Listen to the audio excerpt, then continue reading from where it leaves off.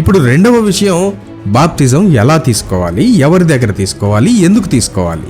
బాప్తిజం ఇచ్చే పద్ధతి 2000 సంవత్సరాలుగా మారుతూ వస్తుంది. నీళ్లల్లో ముంచుతారు, తలపైన నీళ్లు పోస్తారు, చిలకరిస్తారు, జెండా కింద నడవమంటారు, స్ట్రైట్ గా ముంచుతారు. అసలు బాప్తిజం వద్దు అంటారు. 2000 సంవత్సరాలుగా ఏవో ఆచారాలు, ఏవో పద్ధతులు పుట్టాయి. కొన్ని విషయాలను గమనిస్తే మనం అసలు క్రైస్తవ ప్రారంభ నియమాలను పక్కన పెట్టావేమో అనిపిస్తుంది.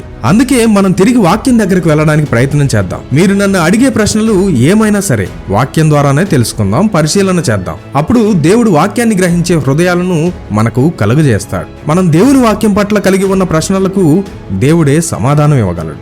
ఏ మనిషి ఇవ్వలేడు. ఆ దేవుడు వాక్యమై ఉన్నాడు అని పరిశుద్ధ గ్రంథంలో రాయబడింది. కాబట్టి మనం ఆ గ్రంథం దగ్గరికి, ఆ గ్రంథం రాయించిన పరిశుద్ధాత్మ సహాయం దగ్గరకు వెళ్ళడం చాలా ప్రాముఖ్యమైన విషయం. అయితే ఇప్పుడు ఆ దేవుడు రాయించిన సమాధానం ఏంటో చూద్దాం. యేసుక్రీస్తు ప్రభుల వారు ఈ భూమి మీదకు మనుష్య కుమారునిగా రాకముందు బాప్తిస్మము ఎందుకొరకు ఇవ్వబడిందో బాప్తిజం ఇచ్చే యోహాను గారి పరిచర్యలో కనబడుతుంది.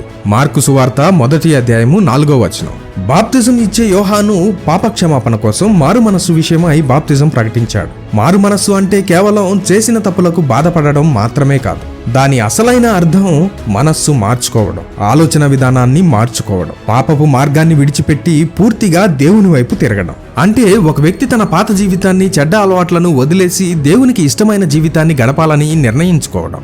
నీటిలో మునగడం ద్వారా వారి పాత పాప జీవితం కడిగివేయబడిందని, వారు కొత్త జీవితాన్ని ప్రారంభిస్తున్నారని సూచిస్తుంది. ఈ మారు మనస్సు దానికి గుర్తు అయిన బాప్తిజం ద్వారా ప్రజలు దేవుని నుండి పాపక్షమాపణ పొందుతారని యోహాను ప్రకటించాడు.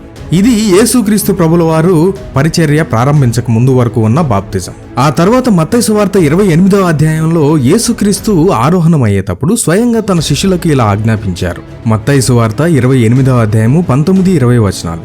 కాబట్టి మీరు వెళ్లి సమస్త జనులను శిష్యులనుగా చేయుడి. తండ్రి యొక్కయు, కుమారుని యొక్కయు, పరిశుద్ధాత్మ యొక్కయు నామములోనికి వారికి బాప్తిస్మం ఇచ్చుచు నేను మీకు ఏ ఏ సంగతులను ఆజ్ఞాపించుతునో వాటన్నిటినీ గైకొనవలనని వారికి బోధించుడి. ఇదిగో నేను యుగ సమాప్తి వరకు సదాకాలము మీతో కూడా ఉన్నానని వారితో చెప్పాను.